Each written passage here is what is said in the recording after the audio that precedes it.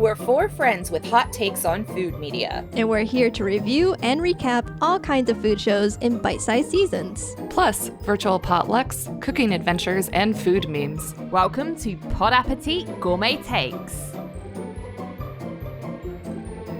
Hey, it's Justine. Hi, it's LJ. And it's me, Meg. Welcome back to Pod Appétit Gourmet Takes. This season, we're covering How to Cook That with Ann Reardon, one of the top YouTube baking channels in the world. We've been taking a trip through the years with Ann from 2015 to present and sampling some of her most popular videos, from giant candy and tiny foods to 200-year-old recipes and TikTok trends. On the menu for today's episode, we have debunking viral TikTok videos from 2021 and testing kitchen gadgets from Wish from earlier this year in 2022. But before we find out how to cook that, let's see what we've been doing in our own kitchens. LJ, we don't always have you with us, so why don't you kick us off? Life always gets in the way with me. So I have been making things. I made another thing for Riley, which was actually interesting for this podcast because it was a recipe from Manon, who was a GB Bow contestant in the 2018 season. I don't know if you remember, but she was that French, obviously the name like Manon. She was a French baker.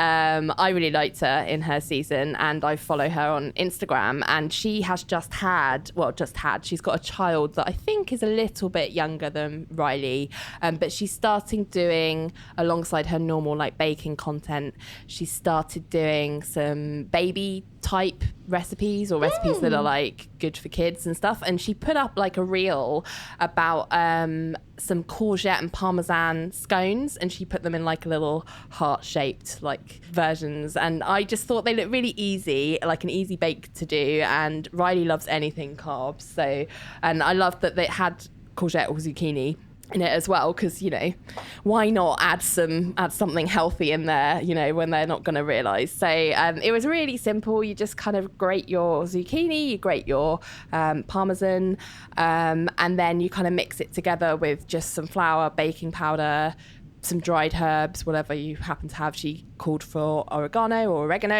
but I think I had that. I think I'd run out, so I just put like whatever I had in there, and a little bit of milk, tiny bit of milk, just to bind it all together, so it gets to kind of a dough consistency. Just roll it out, cut it out. I do have heart-shaped cutters. I did do that, and then just bake it, I think, for about 20 minutes, and it was really easy, and Riley bloody love them. Also, they freeze well, so I froze them and they defrost really nicely, taste really nice. So yeah, I'll be doing those again. That sounds really good. Savory scones are always tasty. Yeah. You call them scones, right? Yeah, she calls them scones. I know that scones mean nothing. No, scones mean something different, don't they, in the US? But yeah, in the UK they're like, you can have sweet or savory, and yeah, these are savory ones. Yeah, so like zucchini bread, but scone form. Yeah, it was cool. Yeah, it was nice. And cheesy as well. Yeah, Riley, again, will eat anything, cheese or carbs. He's happy with that. And if he's got good taste. Yeah, I mean, who wouldn't? So yeah, Justine, what have you been doing in your kitchen? Unfortunately, I'm here to report not so much happening in my kitchen. Yeah, so as you know, with like my elimination diet, I actually started to feel like so good that I started really working out a lot more this month. But without really knowing my baseline, I do sometimes tend to get injured. Oh no. So I either have like shin splints or pulled something. I'm icing my leg right now, currently, as we are recording. Oh, Justine. What were you doing? Like kickboxing? Yeah. So I was just doing body weight workouts and I upped the frequency and then I started adding weights. But just like, I think doing that plus adding my walks, it's really at the end of the day when I'm like doing dishes that like my legs started to hurt, you know? Uh-oh. So it was just a compiling thing. Compound. I don't know. I once swing kicked. Like I used to do these like HIIT workouts before work, like about 10 years ago now. And I once did a massive like roundhouse swing kick and like absolutely just kicked the heck out of my sofa at the time, and my toe just became like it was just like you couldn't see any more toe. It was just one big bruise. It was disgusting. I thought my nail was going to fall off. It didn't, thankfully. But yeah, I really, really laid into that sofa. If it had been an intruder, I would have been, really proud of myself. But unfortunately, it was just a piece of furniture. Yeah. So I'm still just like basically doing my roasting vegetables thing. So I will say, like, one thing that's in season that I really like right now is Romanesco. So if you haven't had it, do so, because it's really cool looking, and I think, I think it looks like alien food. It does. It's the color as well, isn't it? As well as the kind of look at it. It's just really like, you are not from this planet. Yeah, so don't be afraid of it. That's all I have to say. It's just a recommendation to eat Romanesco. And it's a really cool example of fractals in Mother Nature. It's like, ooh, math. Yes. Edible math. Yeah. Love so that. what about you, Meg? So I made this recipe quite a while ago, but I haven't made anything particularly interesting recently, so I'm going to talk about it. These were soft sugar cookies with raspberry frosting. You might have seen pictures on either the Pod Appétit Instagram or my Instagram. This recipe is by Eric Kim of New York Times Cooking. Basically, they're fancy loft house cookies. So if you're an American and you've ever gone to a grocery store, chances are you'll see these loft house cookies somewhere near the entrance. They're big, puffy cookies, usually with pink frosting, although they do have seasonal flavors and sprinkles on top. So I really liked this recipe because it's kind of the most cakey cookie I've ever had. It uses some cake flour along with regular flour. So it's a nice fluffy cakey cookie, whereas the original Loft House cookies, I think sometimes they use too much of one raising agent or another. Sometimes I'll eat a Loft House cookie and I'm like, oh, this tastes like baking soda or baking powder. I don't know which one you can taste, but it doesn't always taste good. Whereas this one is like, oh, it uses nice fluffy cake flour to give it that consistency. And this recipe flavors the frosting, whereas Loft House cookies are just color, not flavor. And this one uses freeze-dried raspberries to make the frosting pink. Ooh. It was such a good frosting. I loved it. I would definitely make this frosting a million times over. I don't know if you guys have ever had C's candy, but C's has these raspberry truffles, and the frosting tasted just like the inside of a C's raspberry truffle. So if that sounds good to you, you should check out this recipe. That's awesome, because I know those grocery store cookies, it's always the frosting that I'm like, bleh. Yeah. I had to just Google what a Loft House cookie was. But apart from that,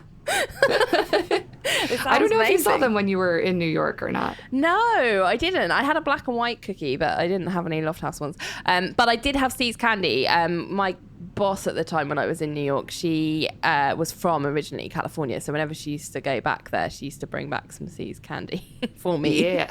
I'll be like, Awesome. All right, well, let's get into how to cook that. Our first video is debunking viral TikTok videos.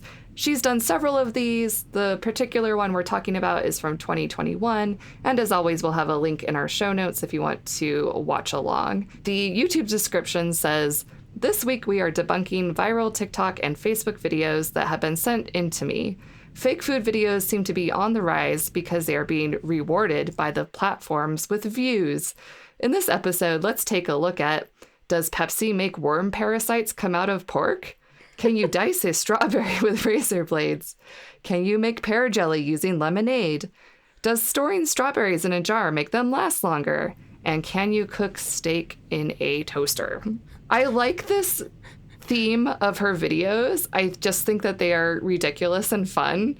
I wouldn't say you learn much about cooking because so many of these trends are, I would say, obviously fake. So bless her, though, she tests every single one of them. I like the way she treats them all equal, like from the ones that are obviously ridiculous to the ones that are like, oh, they could work. She's like, no, you're all naughty and I'm making you sit on the naughty side. She's like, all right, I guess I'm putting an orange on a power drill and using a blowtorch now. I'll pretend like this is something we actually need to investigate. Yeah. This one was a rewatch for me, you know, as we mentioned. I think both Meg and I really started watching her in the 2019, 2020 era. Yeah. And then these are the kinds of videos that she has the most of now. Oh, and really? I was literally like, looking at what she is still putting out to this day, it's this. And then really like still doing the cake rescues, the minis, the clever never. It's not so much like the actual like making a cake and showing you how to do it. So less of like the kinds of videos we covered in the beginning.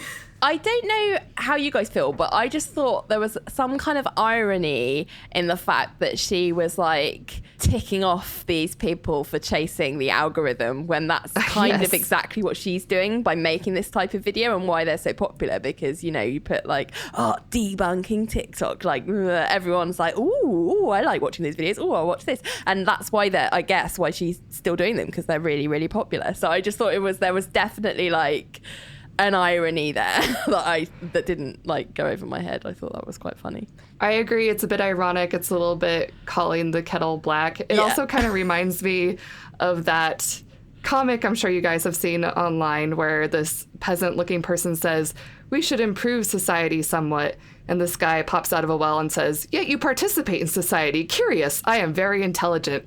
So I kind of feel like it's like, we should improve YouTube somehow. And yet you use YouTube. So I feel like there's two sides to this here. But I do think she maybe doesn't have as much self-awareness as maybe she could, as far as like, oh, it's bad if you game the algorithm, but not if I do it.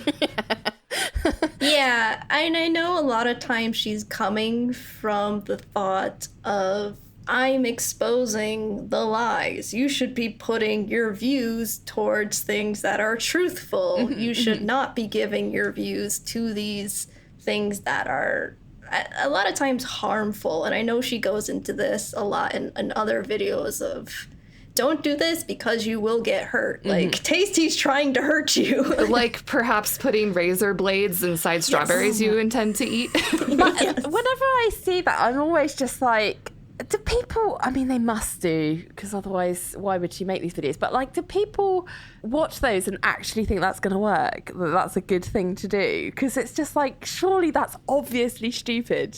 And that's You why would it's think funny. so. Not if you're a child. Well, That's the other you're thing. right. A lot Yeah. of YouTube viewers are children. So, children might actually think they could do this. Dumb children. Who'd have them? Yeah. No, it did feel like I said it earlier, but I did feel like it was like she was being like super nanny, but for TikTokers. Like, you all need to go to your rooms and think about what you've done, misleading everyone like this. Like, stop this. Yeah, I really think it's funny, especially with like the woman who cooked the steak in a toaster, like how far Anne went to look at her other videos, call her out and be like, you do have an oven, see? Yeah. Your countertop is the exact same shade of grey. I've gone on to you. Yeah. She puts on her Columbo trench coat and is like, "Excuse me, ma'am, just one more question about your backdrop here. Yeah. It appears identical." I was pleased to see that she talked about and gave so much love to that like strawberry salad glass jar hack, because that's how I store my salad ingredients. And I actually haven't thought to do it with berries, but given I had to just throw some out recently because that were less than a week old, I was like, yeah, I should put berries in the glass jars. I should just do that because it does work. This was a rewatch of this video for me too, and the first time I watched it I thought, oh, I should store my strawberries in a glass container, and then completely forgot. But now I've been reminded again, so maybe I will do it now. Yeah, I do. I usually chop up, like, to save time, I chop up salad ingredients for like lunches and stuff, and I store them in glass jars because like bagged salad like wilts within a couple of days. It's like the biggest scam. Whereas like if you buy like a lettuce, like a head of lettuce, and chop it and put it into a glass jar, it will last much longer. I did love that she was like, this video's only got like 2 views, please go and watch it. They're much better than these scammers over here. That was really cute. Yeah, she specifically shouted out Aussie's Delight, I believe was the username.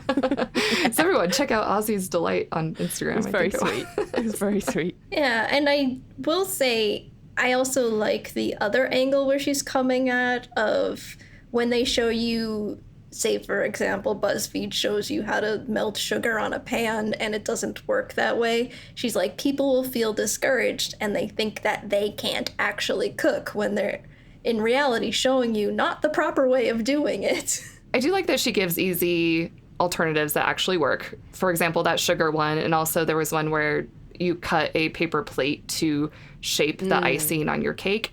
And she says, yeah, this kind of works, but here's a better way to do it that's just as easy. So I do appreciate when she gives useful, actionable examples. And I liked that she showed things like that pear jelly thing. It was obviously like a lost in translation, like the ingredient had been like mislabeled or mispronounced or something. And she was like, oh, if you just swap out that one ingredient, actually it does work and it's fine and doesn't taste like disgusting vinegar water. Her poor husband had to drink.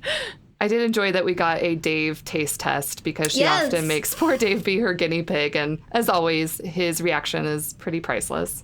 Yeah, he seems funny. The jokes. I love a dad joke, though. I also liked that she covered several videos from 5 Minute Crafts. 5 Minute Crafts is just such an interesting YouTube channel to me. It's a goldmine for other YouTube channels. Like, I've never actually watched 5 Minute Crafts, but I've seen Jenna Marbles do 5 Minute Crafts. I've seen the Try Guys do 5 Minute Crafts. They're usually ridiculous things where, like these videos, you look at them and you're like, how could they possibly work? And the answer is they don't. But people watch them because they're ridiculous. Yeah, I think people who make sort of debunking videos like Anne are just going to have a lot of content going forward because that's what the internet is for. It's content that makes you angry and yes, content that requires bunking. Yeah. Or debunking. What's bunked? No, I like bunking. If something works, is it bunked? You're like, I bunked this video. This video totally bunks. Check out this hack that I bunked. Strawberries in a jar. Bunks. Bunked. Give us a bunk below. Yeah, oh man. Also in this video, it was apparently right after she had announced her pre-order for her cookbook. Oh yeah, she did a little ad or promo in the middle. I think that's a fair sneak peek of our potluck. We'll probably be making recipes from said cookbook instead of, I don't know, pear jellies. Oh no, I don't know about you, but I'm, definitely putting strawberries in a container with raisin blades. With raisin blades. Feeding it to your young child. Yeah, here you go, Riley. What do you think? Oh wait, I only counted 7 and I put 8 in there. Shit. Man, I really need to peel these potatoes. Let me get my Pringles can with bottle caps. Oh dear, it's so stupid. I like that one as well, that she was like, you'll get some scrapings, but they're just going to be these little like shavings. It's not going to be the big, strips. And it's like, of course it isn't. Who is watching this and thinks it is? I'm worried about your mental health. It's the children. Yeah. Won't someone think of the children? Ann Reardon is, which is why we should be grateful. But are the children watching Ann Reardon? That's what we need to know. I don't know. She got so many pre-orders on her cookbook. Either a lot of kids stole their parents' credit cards or she has a lot of adult viewers as well. I could just imagine, like, Riley watching all these stupid TikToks when he's older, or whatever will exist then, and me being like, no, have you seen this middle-aged woman? Watch her instead. She knows the next video is pretty much an unboxing video, which kids love. Yeah, kids love that shit. Yeah. It's true. Oh, wait. LJ, how do you pronounce that word she pronounced? Which one? She's talking about the science of the spinning action. Centrifugal force. Why? Well, how do you say it? Centrifugal. Oh, really? Oh my God, that's literally blown my mind. Because you're looking at me like, yeah, that's really funny that you're saying it that way. And I'm like, is it? Isn't that just how everybody says it? Oh my gosh. Wow. Yeah, that's another difference between Aussie, UK pronunciation and US. There you go. But it's so funny, and I put it in my notes, and it's spelled the way that you're saying it. It is. Like aluminium. I mean, we're probably just wrong here in America. I think that's a safe assumption. So you say what? Centrifugal? Yeah. Yes. We say centrifugal. I can't talk. Oh no, you're right. Centrifugal. Yeah. So it's few, not fru. Yeah, not centrifugal. Frugal is when you are just really, really tight with your pennies and then you spin them around to make sure they don't fall out your wallet. Yep. When you spin around your coin purse. Oh, I didn't even know. Yeah, centrifugal. That's right. Centrifugal force. Well, there you go. Now that we're done bunking that video, we're going to take a quick commercial break, and we will be right back to talk about kitchen gadgets from Wish. And we're back. We are talking about testing kitchen gadgets from Wish. This video is from 2022. Again, we'll have the link to it in our show notes, and the YouTube description says, testing kitchen gadgets from Wish to see if they are rubbish. And that's the entirety of the description. Wow, sure. I love short descriptions. They always make me laugh.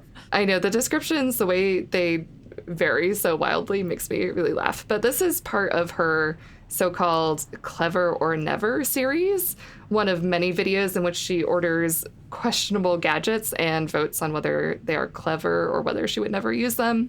In this one, she has her son Matt helping her instead of her husband Dave. Usually Dave is the one who gets to participate in these videos. I enjoyed Matt though. He was fun. I did enjoy Matt. I was a little disappointed at first not to see Dave because I love Dave's personality, but Matt was very fun. I do think that Dave has a little bit more thought put into his review, but you know, Matt's a kid about to go to uni, as they've said many times. So I'm just helping out, Mom. Yeah. Okay, Mom. Although Matt was a little bit too tall for the frame. Oh, yeah. They couldn't get the workbench and all of Matt's head in frame at the same time. This video gave me some PTSD because my mom would often come home with gadgets from work because she used to be a buyer for home goods stores, so she would get free samples of like a whole bunch of crap, and this is basically like my whole childhood and life. She made you film a video, like unboxing No. But I mean, these would often also end up like in our Christmas stockings too. So like, it's just like a grab bag of like, what is this? Like, why did you give it to me? What do I do with it now? Because it's a potato bag, Justine. Why wouldn't you want that? That is like legit. That is something I would get in my stocking and be like, why?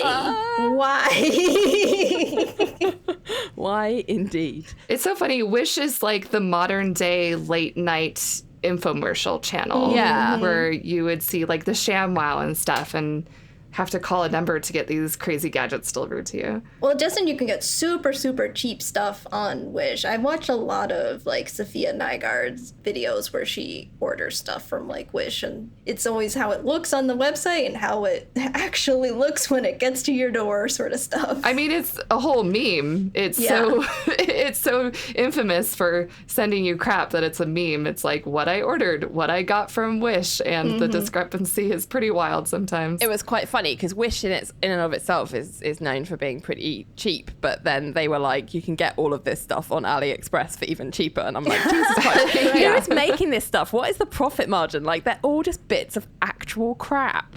Actual literal crap. Oh yes. Has anyone ever ordered anything from Wish? No. You know, I don't think I have. No, I just, why? I mean, how would you ever trust anything from Wish now? With all the memes. So the first thing they test is what I would call a manual airbrush. It's essentially a color airbrush for food safe dye for cakes. I think it worked better than they said it did. I think you could get kind of a cool spray paint effect maybe, but it also didn't seem very effective or worth the time, and probably not even worth the money, even though it was super duper cheap. Well, it was also that the packaging was like, get a solid color frosting, and her point was like, just make that color frosting. Like, what? Yeah, just add the dye to if you're the after frosting. a solid color, you don't want to be faffing around with this, you know? Yeah, but if you wanted to do like sort of like a spray paint design or a splatter effect, I think that would be effective there. But I think like so. also Literally, I saw the packaging of it. It did remind me of something that my mom got me. It wasn't that, but it was some sort of other frosting thing with a big tube plunger thing, and it was purple and white plastic, which is no longer in my house. I never opened it because I was like, this is crappy plastic that... Ugh. Oh, dear. Yeah, the thing is going to break in 2 seconds. Yeah. They said that this was a never for them. And the next one was the Potato Express, which is just what do you need a bag for? a cloth bag for putting potatoes in the microwave.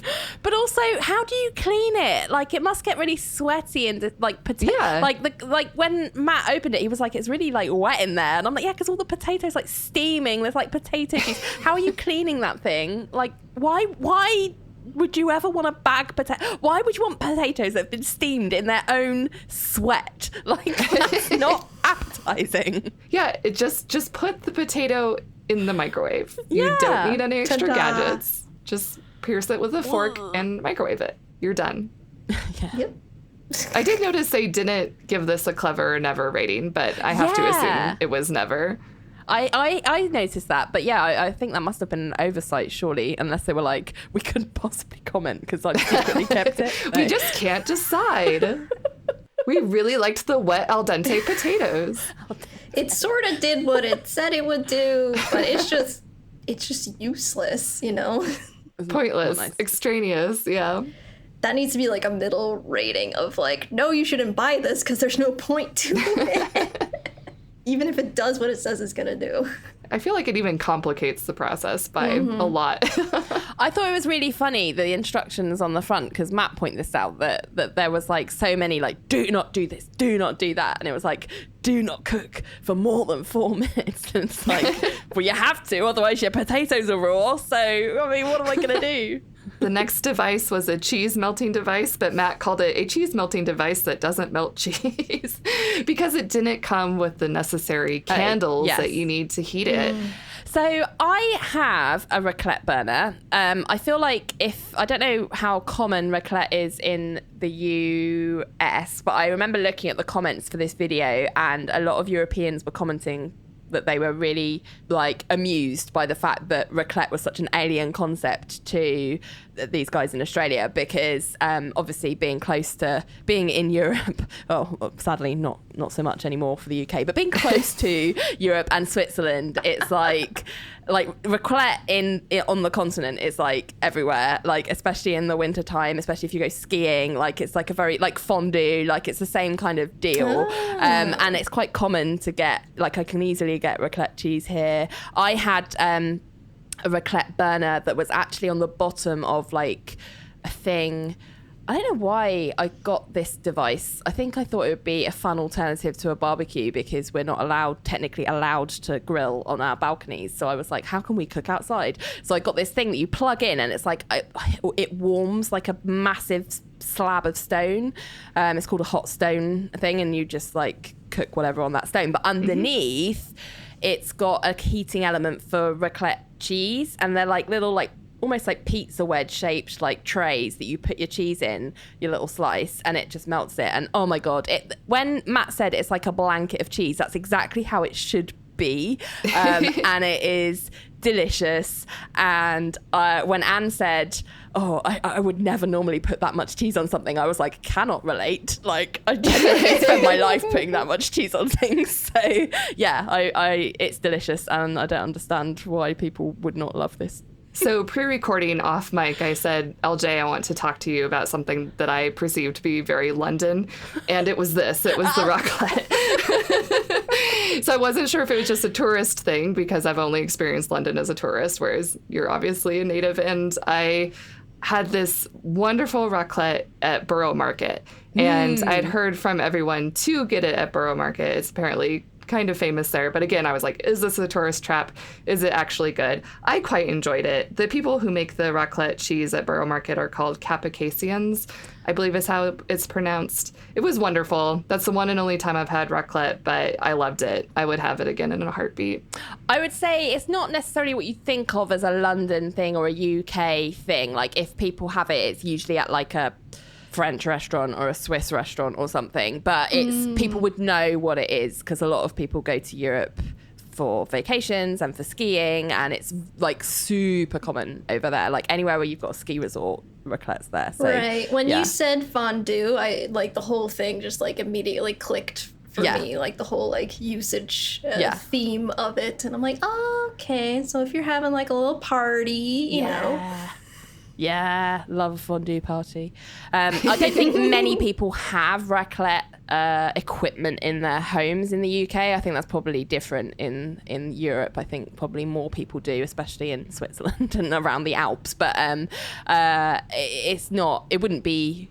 It would be like it's almost like a joke.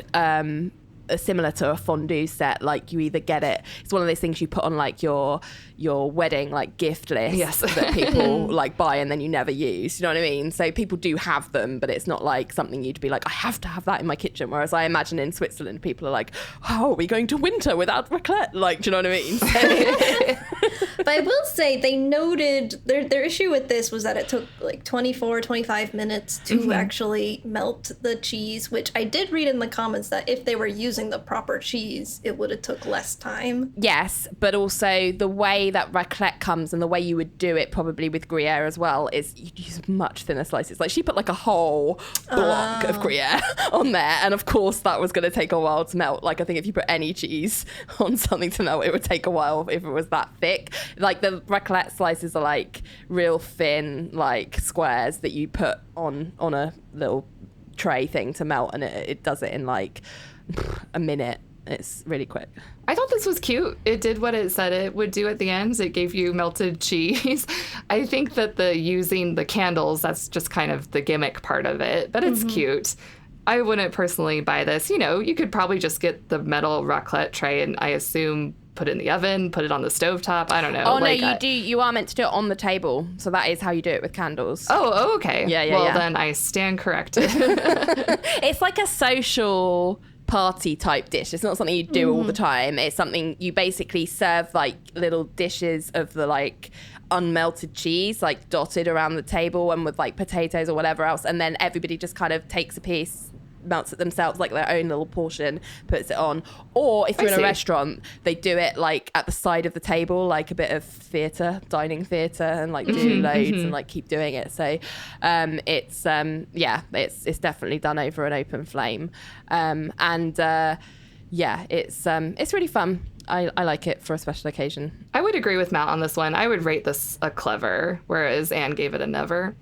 Oh, I also like that on the actual device itself. Did you notice it was red with the little cutouts for the candle were like in the shape of a cross, like the Swiss flag? I thought that was really cute. Oh. You know, I did think that it looked very Swiss, but I didn't realize raclette was a Swiss thing watching this video, but now it all makes sense. I thought it was just accidental. Yeah. Imagine you've been hardcore skiing all day and all you need in life is a bowl of potatoes not made in a bag and a blanket of cheese. Like what's not to love? And maybe a blob of donut. No, we do not need a blob. Nobody needs a blob of donut. I'll take a blob of donut. That was like, those blobs of donuts are like mutant Timbits. They were just not cool. Okay, I will say though that donut-shaped cutter, I'm like, hey, that works. That's cool. Oh yeah, I think that was just from Anne's pantry though, wasn't it? Or was that from Wish as well? They didn't, because they started that segment with the cutters. Like, I thought that was the gadget they were testing, and then suddenly it switched to that like plunger that plopped out misshapen balls essentially. With no control whatsoever, and then they never mentioned the cutters again. So I still am not clear to this day, like where they came from. Were we not talking about the cutters? Because those are cool. I wouldn't be surprised if they were from Anne's kitchen. She's probably got a heck of a lot of things. Well, actually, maybe they probably were. She's probably showing the proper technique, because then with the like extruder device, she was like, this dough is very liquidy, not like this one that's been like set to rest and rise and blah, blah, It's blah. like yeast dough that isn't batter. Yeah, Right. you're right, actually, that she was showing the correct... Well, she didn't make that clear, which is unusual No. for She did Anne. not. She's usually pretty good at, like, signposting and navigating you through her videos, but yeah. If you're gonna put a gadget on a gadget video, you gotta clearly mark that it's not the gadget. We're How will we discussing. know what to buy? Although they did end on a high note with that Delmades roller. That looked, not only did it work, right, but it also looked like one of those gadgets that's like really fun to use. Now, if only Yes. I was Greek and ate dolmades like every day. Unfortunately, I don't think I would ever. I might do it once for like a dinner party, but then never again. It's just like, it's such a shame because it looked like so much fun. It did look fun. Little uniform Delmades. They looked really tasty. I don't even know where I would get vine leaves from. I'm sure they sell them, to be honest. But yeah. I think you can get them in cans. Yeah, think. actually, I Yeah. think you're right. But yeah, it was super fun. It was like, it reminded me of like a laminator or something. It was like, and out it came. Like, I did not expect it to work that well. No. I thought it was going to pop did out work. just an obliterated mess. well, Matt said that, didn't he? He was like, when it got, because she kind of got stuck halfway down, and he was like, oh no, surely it's got to be like one smooth movement, and it's just going to squash it, and it's just going to be disgusting, and like we'll have to clean it. It's going to get stuck everywhere, and all this filling is going to burst. But no, it was really pretty good. I was pleasantly surprised. This video, I don't generally watch the Clever or Never she posts, so this was actually my first time watching a Clever or Never because I think like I just realized the whole like PTSD of it, of like, ugh, I'm gonna see that in my stocking later.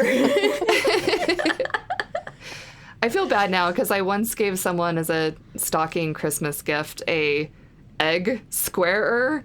So it was this mold into which you put a hard-boiled egg, and it just smushes it to make it like a cube. But it was called the egg squarer.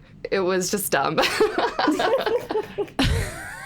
So for me, I find these videos, this type of video about gadgets interesting because on the one hand, I love kitchen gadgets, but on the other hand, I have a really small kitchen and I do not have room for anything more. Like, I've already made space for a fondue thing that I use like once every 5 years that I can't bear to part with because it was a wedding gift, funny enough. But it's like, I can't, like, that Dolmades thing is exactly the sort of thing like I'm talking about. Like, it works, it's brilliant, it's really fun, but when do I make them? Never. Like, where would it live? I don't know. Like, it would frustrate me because it would be like, yeah, that looks great, but I've got nowhere to put it. I believe it's Alton Brown who has gone on record many times about being very against single-use kitchen gadgets, Yeah. which is exactly what all of these are. Yeah. And as we've talked about for most of them, and as Anne talked about, you can achieve the same results often with less faff, like the potatoes. No one needs that. So most of these things, I think if you took a step back and were like, well, can I achieve this without a single-use appliance? And most of the time, the answer is yes. Yeah, sadly, unless you've got like a massive, massive kitchen that's the size of a small apartment, there's no space for this stuff. Yeah, and I would recommend if you're going to get like a single-use item, make sure it's not made out of like crappy plastic that's gonna break. Oh, in yeah. a year. Or that isn't food safe, or that Yeah, is yeah, difficult yeah. to clean. Yeah. I also have to say, this is one of the first of these types of, that's this series, the Clever or Never. They kind of ran into this during the course of this episode as well, is that Clever or Never, like, it rhymes, so that's catchy, but there's problems with that format because something can be clever but also be something that you're never going to use again. So I don't know, like the Dolmades, I think 100% clever, but I also would 100% never use it again. So where is my thumb going? Nobody knows. It's a Clever and Never.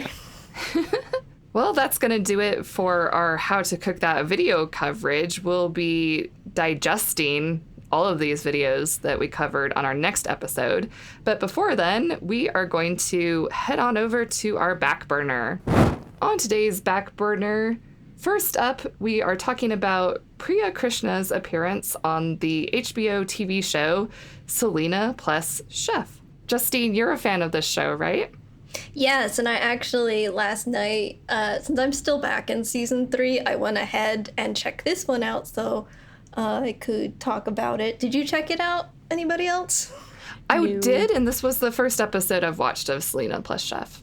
Okay, cool. So, like, that's the format for every single episode. You're not missing any context at all. Okay. And this was conceived during COVID times, right? That was the whole idea, is that someone could remotely and virtually teach her how to cook. That's right. Oh, and I should say that this is Selena Gomez, in case you weren't aware. In case you were wondering what other Selenas exist. Yes. I liked this video, but not as much as I thought I was going to. Okay, I have to ask, are Selena's girlfriends always there? Yes. Okay, then I'm never watching this show.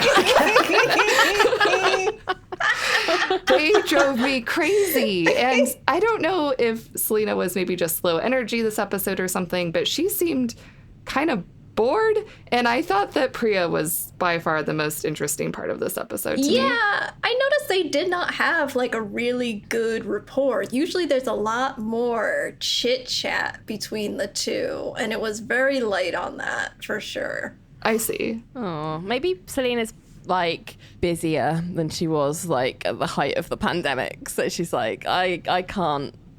I've got other things to think about now, so I can't pay attention to this conversation. Plus, these girlfriends like won't shut up. Judging only from the context of this video, I think maybe they all partied too hard the night before because they were on vacation in Malibu. There was no partying in the pandemic, that's for sure. No Malibu vacations at the beach on pandemic time. But I liked Priya. As always, I loved the recipes. She made that shikanji drink, which I have actually made before because she shared that on Bon Appetit as well. I like that drink a lot. I thought that the toast looked delicious. I would probably make that. Yeah, and I think it's very interesting that Selena did know when she got all the ingredients out. She's like, this seems very minimal. This could be easy. And I'm like, yeah, it's a Priya recipe. It is gonna be easy. Priya recipes are always easy, yeah. Like, easy for me is a bowl and, like, I don't know, something from the fridge that I literally just take from the container, put in the bowl. Like, that's easy. It's kind of what she did. I guess. But there's a lot of, like, but it's not, is it? In this video, they also mentioned that Priya did a journalistic piece at a nudist colony in which she interviewed nudists about how they cook and whether they're afraid of bacon grease splattering onto unmentionables, etc. And I actually read that piece when it first came out. It was really interesting. But something that they asked each other in this video or talked about was cooking naked. And they said, of course everyone's cooked naked. And I was like, excuse me? I've never cooked naked. Well, did you see at the very, very end after the credits? No, I didn't. The two friends, not Selena, were naked at the sink doing something. Of course they were. Oh no. I'm like, I'm so unsanitary. I can't. Like, that's not funny. Let's not even talk about hairnets. Oh no. Priya was great. Seth was in it. He made a few appearances in there. I think that the girlfriends called him back on screen because they thought he was cute. Oh, yeah, they love a good flirt. They were like, Seth, come back. Bring back Seth. Anytime there's a male chef, it's always just a nonstop flirt. She's gotten, like, phone numbers from, like, flirting with chefs. There's no better way to cure a hangover than a good old flirt with a random male chef. I still really like this series, and I was looking, then that I went on to season 4, I was like, man, they got the big chefs on here. We got Rachel Ray, we got Gordon Ramsay. The season 3 ends with Jamie Oliver, your best friend, LJ. Oh, I should watch that one. Yeah, I haven't watched any Selena plus Chef, and like you, Meg, I was just a bit like, I don't know if this is my cup of tea. Yes. Maybe I'll check out the Jamie Oliver one. Yeah, I enjoy it. Yeah, her friends are her friends. Yeah, I really judge people by who their friends are, though. They're fine. I don't know them. I don't know what they do, like, individually besides being, like, naked? her friends. Be in the peanut gallery. Yeah. But I will say, when she's not so this season, as you know, she's in Malibu. I don't know if she has like her other family with her, but like in the previous seasons when she's at her home, she's got like her like grandma and grandpa with her too, and they have some fun commentary. Oh, I'd prefer sounds watching cute. that. Yeah, Yeah. old people commentary is much preferable to hungover. Where they just make fun of her. It's fun. Yeah. All right, speaking of people who don't know how to cook very well, the next thing on our back burner is a new show called No Recipe Road Trip with the Try Guys. So the Try Guys, YouTube personalities, made it big on BuzzFeed, now have their own channel. And the No Recipe Road Trip takes their Without a Recipe video series and takes it on the road. So basically they're going to famous restaurants across America and trying to recreate these restaurants' signature dishes without the help of a recipe. It's kind of like your Jabibo technical challenge meets a bunch of really inept people in the kitchen. I don't know. I really like their Without a Recipe videos. I think they're quite funny, although Zach is such an inept cook that it honestly makes me a little crazy sometimes, and sometimes I have to fast forward through the Zach parts because I mean, I feel like Zach might be the person who might fall for one of those food hacks. He might be like, oh, can you pour Pepsi on pork and have parasites come out? Like, he just knows nothing about food preparation at all. But there's no easy way for me to watch this at the moment. It is airing on Food Network and streaming on Discovery Plus, but I'm hoping someday I can check this out. Yeah, Gotcha. I don't. I thought it was on their channel. No, it's No, it's like a spin-off of their Without a Recipe series, but the show itself is an actual TV show, so go them. Good for them. Yeah. It's nice. I think I know some people who maybe have been fans of, YouTubers or people who've made it big on a social network, and then they do the crossover into like mainstream media, and people are like, ugh, they've sold out, ugh. And I'm like, no, if you like them, support them. Do you know what I mean? That's a good thing that they've managed to kind of, make that leap, because, it's a testament to the fact that they're really popular, they've worked really hard, and they've got to where they've got to. People know who they are. Like, why wouldn't you want them to like be successful? I find it strange when people do that, but Yeah, and I do wish that I could support this endeavor with my views. So Yeah. hopefully someday I can. And it's what LJ was just saying. It's definitely like what a lot of people do, having that sort of same journey, except they're doing it publicly. yeah, totally. Good for them. Good for you guys. But you're right. I would also fast forward through any Zach and sometimes Ned. All right, well, thank you to everyone for listening today, and we want to give a shout out to Ravenelle for listening to our How to Cook That Wedding Cake episode, and for reminding us of Tasting History with Max Miller, who also makes historic dishes. I haven't seen this Max Miller person on YouTube. Have you guys? No. Not All in right, my well, we'll have to recommends. check it out. But thanks for chiming in, Ravenelle, as always. And we love to hear from y'all, so feel free to leave a comment on our social medias. And also, we have a specific request for you guys this week, and maybe in the following weeks. We want you to subscribe to our YouTube channel. Speaking of YouTube content, our goal is to get to 1,000 subscribers. We're pretty far from that right now, but if we get to 1,000, we can start to monetize. So, we'll go the Ann Reardon route. That's what we'll do. Yeah, first 1,000 subscribers, next a Food Network show. Exactly. Who knows where it'll take us? No, that's the pipeline. I know it is. Yeah, and you What would can our help us show get there. be, though? It would be just us being like, so all these other shows are pretty good, right? We can spin out our potlucks into something. Oh, yeah, we could do that. That's It'll be the Julia thing. Oh, man. Okay, we need new ideas.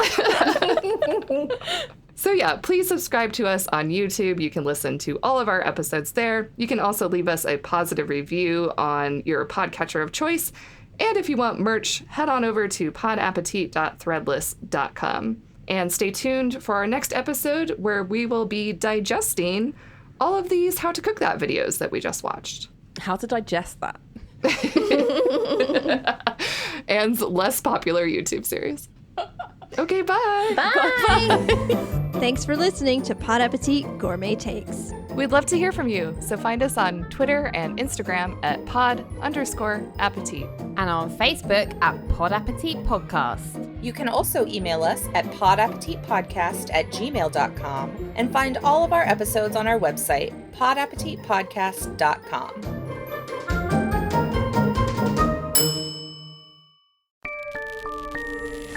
Are you a true crime junkie? Do you talk about true crime with your friends all of the time? And are there cases that have stuck with you for so many years because of geographic or emotional closeness? If so, then welcome to Fatalities.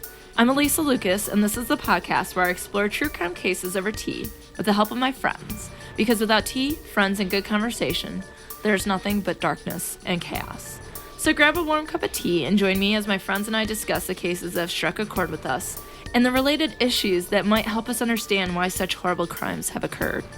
The podcast is dropped every other Wednesday and is available on such podcatchers as Apple, Podbean, Spotify, and so much more. You may follow Fatalities on Instagram, Facebook, and Twitter, but don't forget that Teas is spelled Teas, because here is where we spill the tea.